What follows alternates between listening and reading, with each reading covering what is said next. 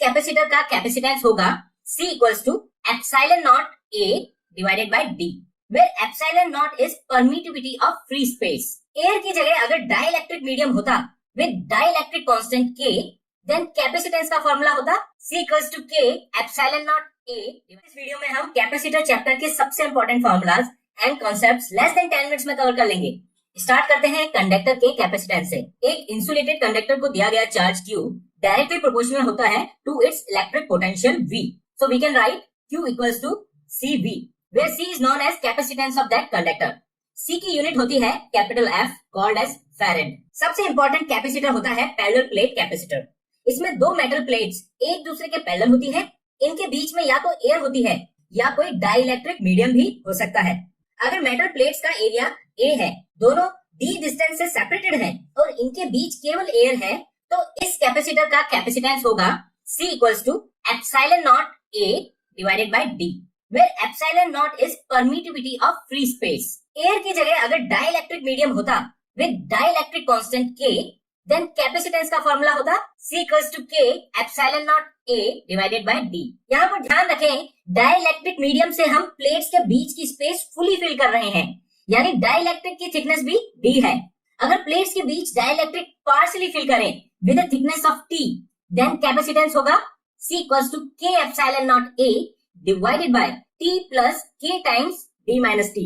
अब बात करते हैं कॉम्बिनेशन ऑफ कैपेसिटर्स की। अगर कैपेसिटर्स सीरीज में कनेक्टेड हैं, तो इक्विवेलेंट कैपेसिटेंस होगा 1 divided by C equivalent equals to 1 divided by C1 plus 1 divided by C2 plus 1 divided by C3।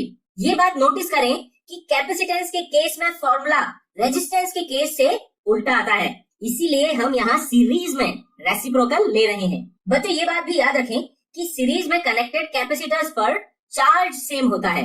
अगर कैपेसिटर्स पैरेलल में कनेक्टेड हैं, तो इक्विवेलेंट कैपेसिटेंस होगा C equivalent equals to C1 plus C2 plus C3। Parallel के case में सभी capacitors के across potential की वैल्यू सेम होती है बच्चों। अब बात करते हैं बच्चों energy stored in a parallel plate capacitor की। इसका फॉर्मूला होता है U equals to half CD square या फिर U equals to half Q times V। एक formula energy stored per unit volume का भी होता है, इसे एनर्जी डेंसिटी बोलते हैं। इसकी वैल्यू होती है half epsilon not E square. यहाँ E प्लेट्स के बीच की इलेक्ट्रिक फील्ड है। बच्चों डाइलेक्ट्रिक्स पर हर साल क्वेश्चन आते हैं, इसलिए डाइलेक्ट्रिक इंसर्ट करने के डिफरेंट केसेस हम समझ लेते हैं। पहले केस में डाइलेक्ट्रिक कंप्लीटली फिल किया गया है, दूसरे केस में D/2 थिकनेस का डाइलेक्ट्रिक है, तीसरे केस में दो डाइलेक्ट्रिक है जो एक दूसरे के ऊपर नीचे हैं, हाफ हाफ एरिया कवर कर रहे हैं। चौथे केस में दो डाइलेक्ट्रिक एक दूसरे के साइड में डाले हैं with each having thickness D/2। पहले दो केसेस के फॉर्मूले बच्चों हमने पहले देख लिए हैं। पहले केस का क्या फॉर्मूला था? C equals to K epsilon naught A divided by D।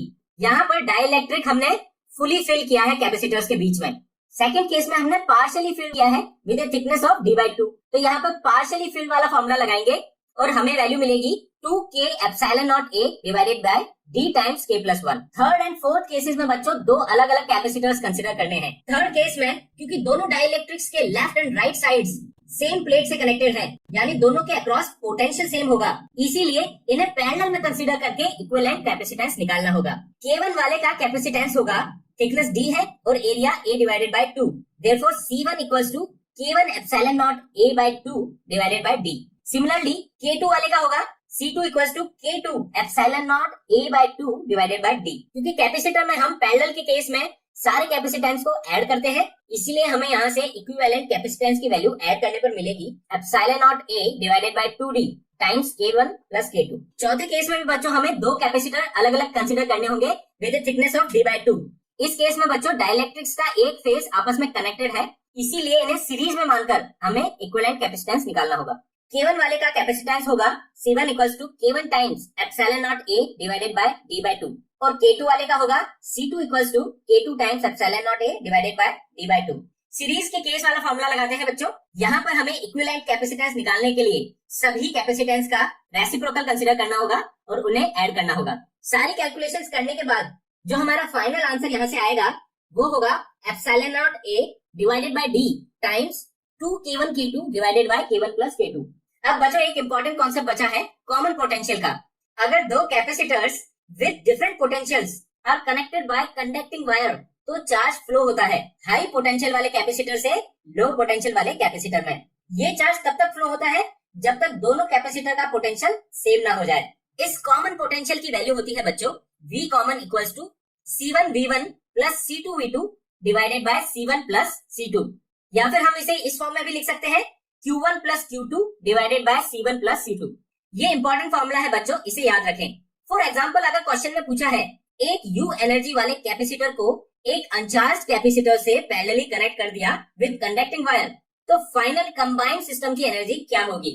दोनों का कैपेसिटेंस सेम दिया गया है। एनर्जी का फॉर्मूला हमें पता है U equals to half CV square. Common potential की वैल्यू बच्चों कैलकुलेट करते हैं। हमें क्वेश्चन में दिया गया है V1 की वैल्यू कैपिटल V और V2 की वैल्यू है हमारी 0 क्योंकि वो एक अनचार्ज कैपेसिटर है।